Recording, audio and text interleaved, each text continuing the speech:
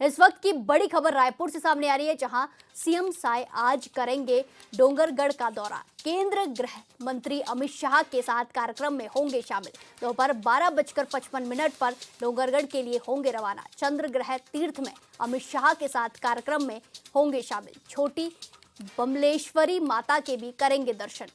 राजनांदगांव में नगरीय निकाय चुनाव को लेकर करेंगे रोड शो। ये बड़ी खबर आपको दिखा रहे हैं, जहां सीएम गृह मंत्री अमित शाह के साथ कार्यक्रम में शामिल होंगे। वहीं इस खबर पर ज्यादा जानकारी के साथ हमारे संवाददाता राहुल सेन हमारे साथ फोन लाइन पर जुड़ चुके हैं। जिस तरीके से राहुल खबरें आ रही हैं कि सीएम साय आज दौरा करेंगे और कई सारे कार्यक्रम में शामिल होंगे, क्या कुछ अपडेट, क्या कुछ जानकारी? आपको ये बताना चाहूंगा कि आज राजनांदगांव में हमारे देश के अमित शाह जी, बीजेपी के प्रमुख एक होम मिनिस्टर हमारे, वो आज राजनांदगांव के दौरे में रहेंगे। इसी वजह से आज मुख्यमंत्री भी राजनांदगांव तरफ ही उनका दौरा रहेगा। जी, इसमें क्या कुछ जानकारी, क्या कुछ अपडेट सामने आ रहे हैं, क्या कुछ पुलिस ने इंतजाम किए गए हैं? चुनाव होने के चलते अमित शाह जी और उनका दौरा यहाँ पे चल रहा है। वो आज मां बमलेश्वरी के मंदिर के भी दर्शन करेंगे। जैन समाज के मंदिर में भी वहाँ पे रहेंगे, वहाँ पे भी लोगों से मुलाकात करेंगे और उनका रोड शो भी वहाँ पे होगा। जी, धन्यवाद राहुल हमारे साथ जानकारी साझा करने के लिए।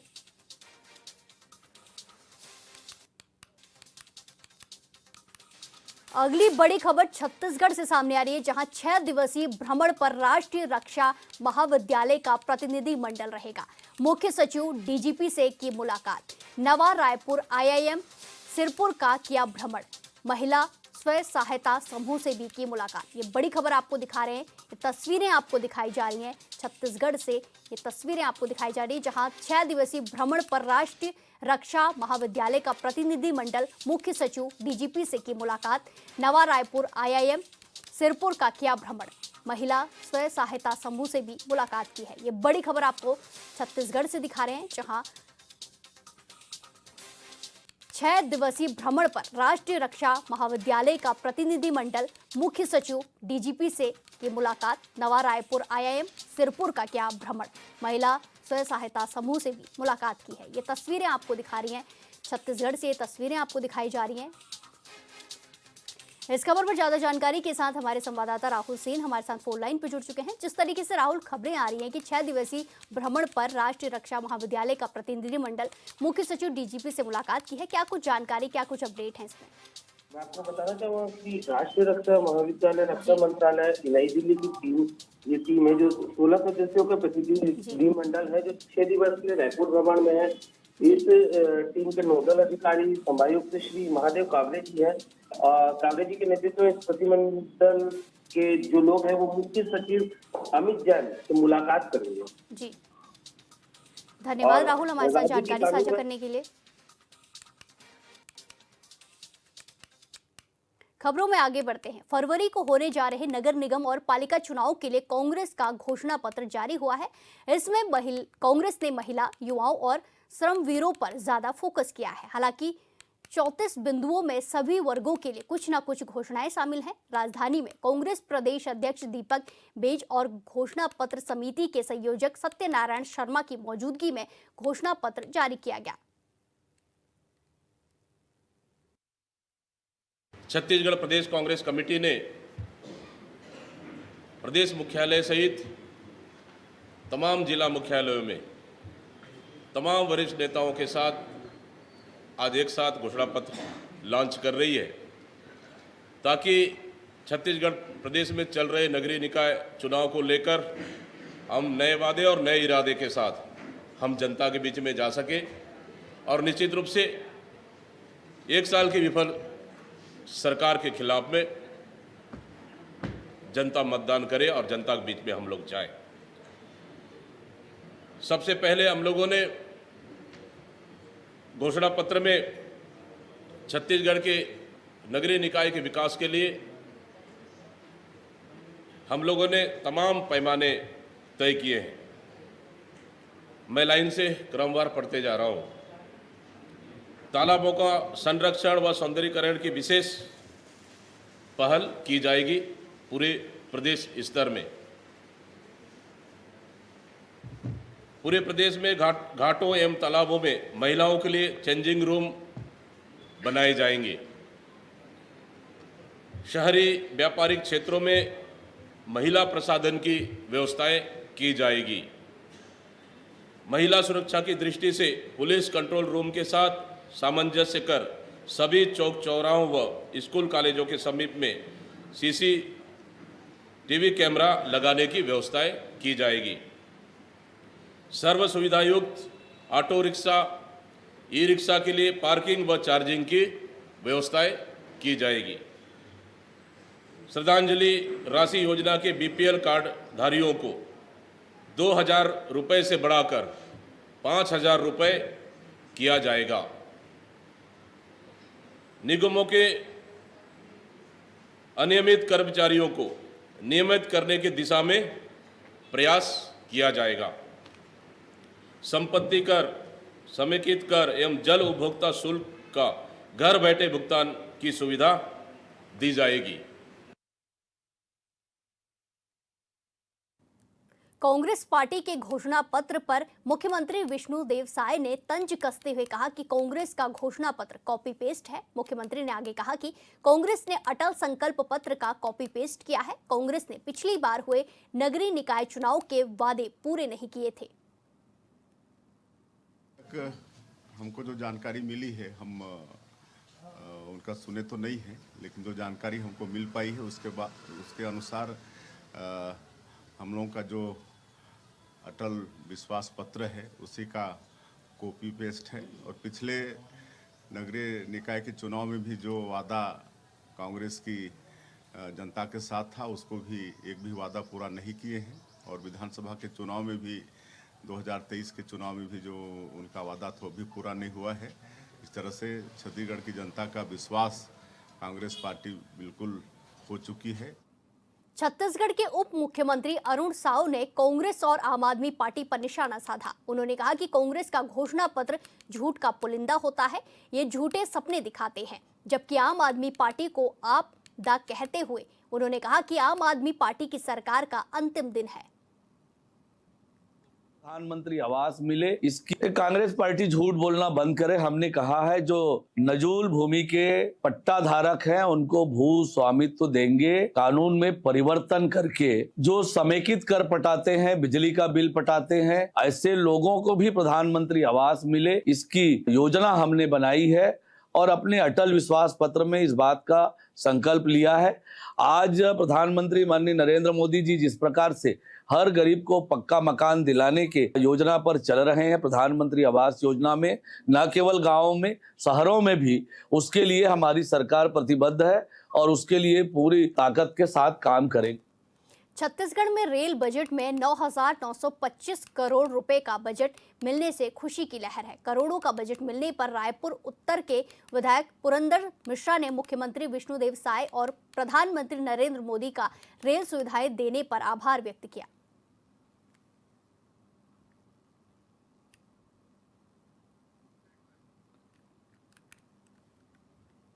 रायपुर में बीजेपी सांसद बृजमोहन अग्रवाल ने पूर्व मंत्री अमरजीत भगत द्वारा पीसीसी चीफ दीपक बैज को मुंह खोलने वाले बयान पर प्रतिक्रिया दी। उन्होंने कहा कि बैज भगत में असली आदिवासी कौन है, पहले ये तय करें। कांग्रेसी अपने आदिवासियों का हित रक्षक बताने में लगे हैं।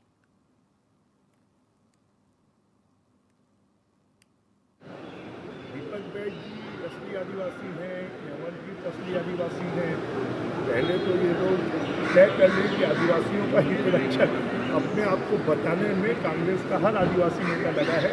वो आदिवासियों के हित रक्षा के लिए नहीं कर रहे काम, वो खुद के हितों की रक्षा।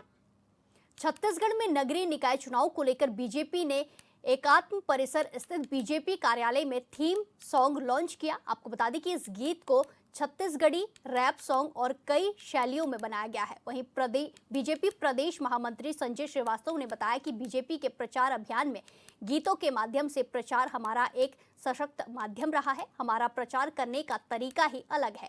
हम आम आदमी तक अपनी बातों को भाषण, डिजिटल माध्यमों, गीत, संगीत, कला के माध्यम से पहुंचाते हैं। उन्होंने आगे कहा कि थीम सॉन्ग केवल एक गीत, संगीत या कोई मनोरंजन का विषय नहीं है, बल्कि इन गीतों के माध्यम से हम अपने मिशन और विजन को रखने जा रहे हैं।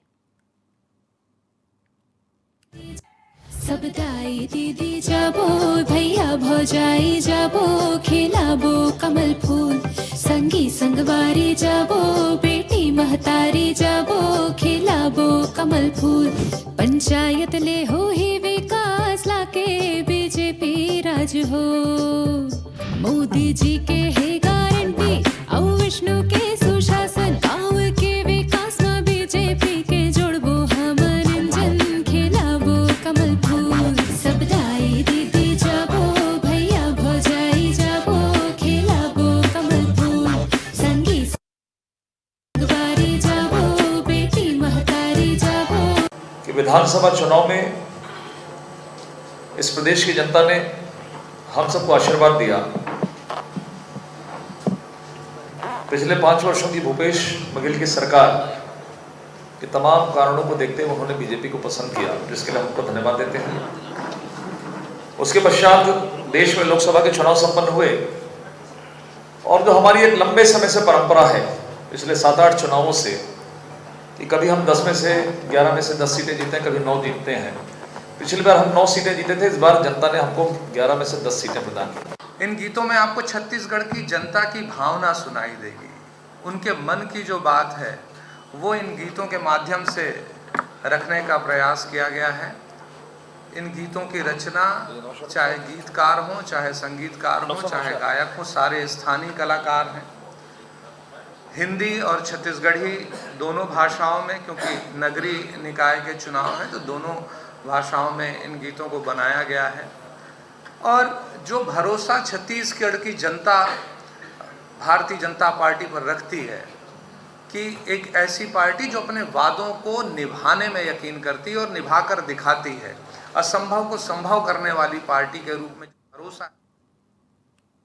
रायपुर में नगर निकाय चुनाव को लेकर बीजेपी की तैयारियां तेज हैं। इसी बीच टकरापारा से बीजेपी प्रत्याशी मनोज वर्मा ने बातचीत के दौरान कहा कि जिस तरह से उनके वार्ड में नशे के कारोबार चल रहा है उनके पद संभालते ही बंद कर दिया जाएगा। वहीं कांग्रेस पर निशाना साधते हुए प्रत्याशी ने कहा कि जिस तरह से 5 साल में कांग्रेस ने रायपुर शहर को गंदा किया है, कहीं इस बार कांग्रेस सुपड़ा साफ ना हो जाए।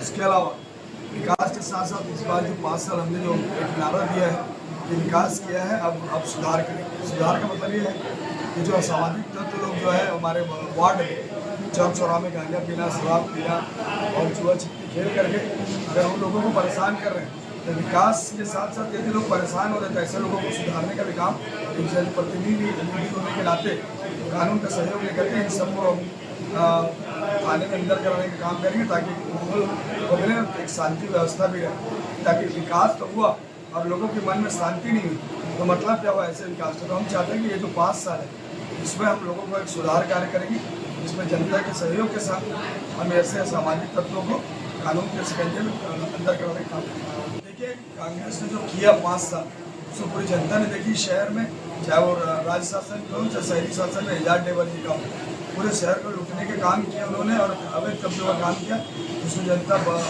जान रही।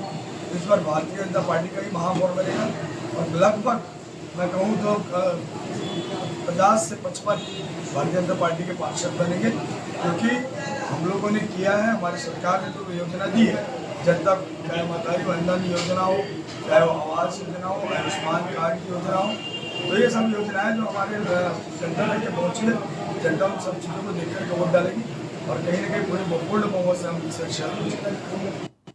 राज्य निर्वाचन आयुक्त अजय सिंह ने 1 दिवसीय बस्तर जिले में प्रवास किया। इस दौरान संजय बाजार के पास जिला प्रशासन ने मतदाताओं को मतदान प्रणाली में प्रयुक्त की जाने वाली ईवीएम की लाइव डेमोन्स्ट्रेशन का अवलोकन किया। इस दौरान उन्होंने मतदाताओं से मशीन के उपयोग और महापौर पार्षद प्रत्याशियों के लिए मतदान करने के संबंध में चर्चा की। साथ ही डेमोन्स्ट्रेशन कार्य में लगे अधिकारियों से मशीन की कार्य प्रणाली की जानकारी दी और मतदाताओं को जागरूक करने के लिए अधिक से अधिक प्रचार प्रसार करने के निर्देश दिए।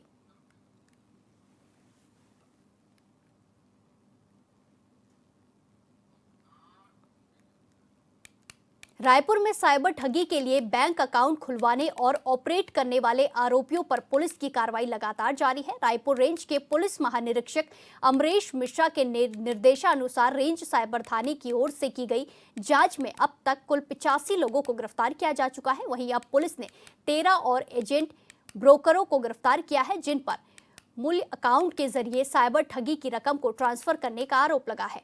पुलिस के मुताबिक पूर्व में गिरफ्तार आरोपियों से पूछताछ और तकनीकी विश्लेषण के आधार पर 10 अलग अलग स्थानों पर छापेमारी की गई है, जिसमें 13 और आरोपियों को गिरफ्तार किया गया। ये आरोपी ठगी की रकम को बैंक खातों के जरिए इधर उधर करने और ऑपरेट करने में शामिल थे।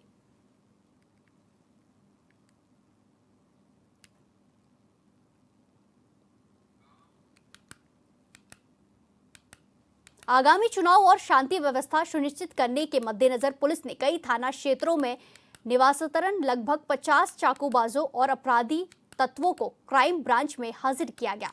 ये कार्रवाई पुलिस उप महानिरीक्षक और वरिष्ठ पुलिस अधीक्षक डॉक्टर लाल उमेद सिंह के निर्देश पर की गई। इस अभियान के तहत पुलिस ने न केवल चाकूबाजों और हिस्ट्री शीटरों की परेड लगाकर उन्हें समझाया, बल्कि सोशल मीडिया प्लेटफॉर्म पर चाकू, तलवार, एयर गन, पिस्टल नुमा लाइटर गन सहित हथियारों के साथ फोटो, वीडियो और रील्स अपलोड करने वालों को भी कड़ी चेतावनी दी।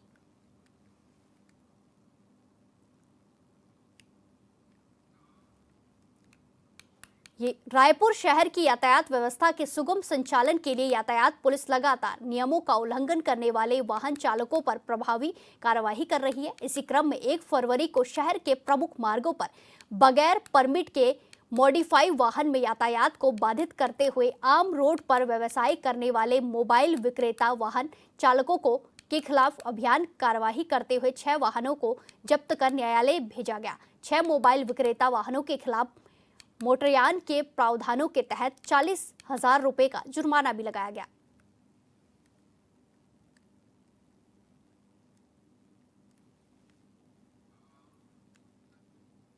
दंतेवाड़ा में सुरक्षा बलों को बड़ी कामयाबी हाथ लगी है, जहां जवानों के सामने 6 नक्सलियों ने आत्मसमर्पण कर लिया है, जिसमें 5 महिला और 1 पुरुष शामिल है। आपको बता दें कि पकड़े गए नक्सली मांगलेर एरिया कमेटी के बुरगुम पंचायत में सक्रिय थे।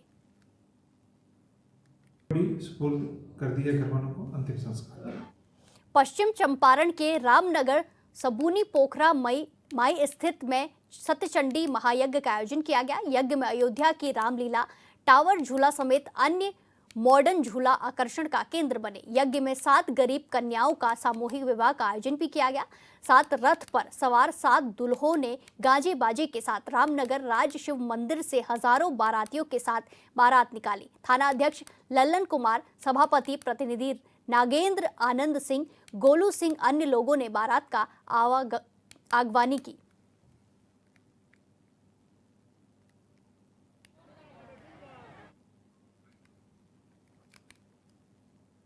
बिहार के कैमूर में प्रखंड भभुआ प्रमुख सधवा देवी की अध्यक्षता में प्रखंड मुख्यालय में पंचायत समिति की सामान्य बैठक की गई, जिसमें भभुआ विधायक भारत बिंद, प्रखंड विकास पदाधिकारी भभुआ समेत पंचायत समिति सदस्य मौजूद रहे। बैठक में कई मुद्दों पर विचार विमर्श किया गया। मुख्य रूप से नल जल और आवास से जुड़ी समस्याओं पर बातचीत की गई। माननीय मुखिया जी लोग तो वो भी आज पंचायत समिति की सामान्य बैठक हुई। हमारे जो प्रखंड प्रमुख महोदया हैं श्रीमती संध्या देवी की अध्यक्षता में, और खुशी की बात है कि इसमें माननीय हमारे स्थानीय विधायक भरत जी भी आए हुए थे। उन्होंने बहुमूल्य समय अपना दिया और 11:30 बजे मीटिंग हुई और इसमें लगभग 90% लोगों ने भागीदारी की। जो समिति सदस्य थे उनमें भी, और जो माननीय मुखिया जी लोग थे वो भी आए, और जो भी अपनी क्षेत्रीय समस्याएँ थी उन सभी को सभी लोगों ने रखा। मुख्य रूप से जो पीएचडी की जो नल जल समस्या थी उसमें बहुत ज़्यादा बातें हुई, और पीएचडी के पदाधिकारियों ने बताया कि वो निविदा पे है, वो काम उस पर टेंडर पे चल रहा है, उसको ठीक करा लिया जाएगा। इसके अलावा कुछ राशन कार्ड से संबंधित कुछ मुद्दे उठे, जैसे जागे बराव के मुखिया जी ने कहा कि जागे बराव में राशन सही से नहीं दिया जा रहा है। इसके अलावा कुछ मनरेगा के खेल मैदान से भी कुछ समस्याएँ थी। तो मिला जुला करके सभी क्षेत्रों से, सभी विभागों से समस्याएँ थी, जनप्रतिनिधियों को उन्होंने सुना, और जो भभुआ प्रखंड के विकास के लिए जो योजनाएं थी उनका चयन किया गया है। माननीय समिति सदस्यों ने अपने अपने क्षेत्र के विकास के लिए योजनाएं दी हैं, उनको हम लोगों ने संकलित कर लिया है, और उसको तैयार करके फिर हम लोग उसी के अनुसार फिर अपना ब्लॉक डेवलपमेंट प्रोजेक्ट बनाएंगे।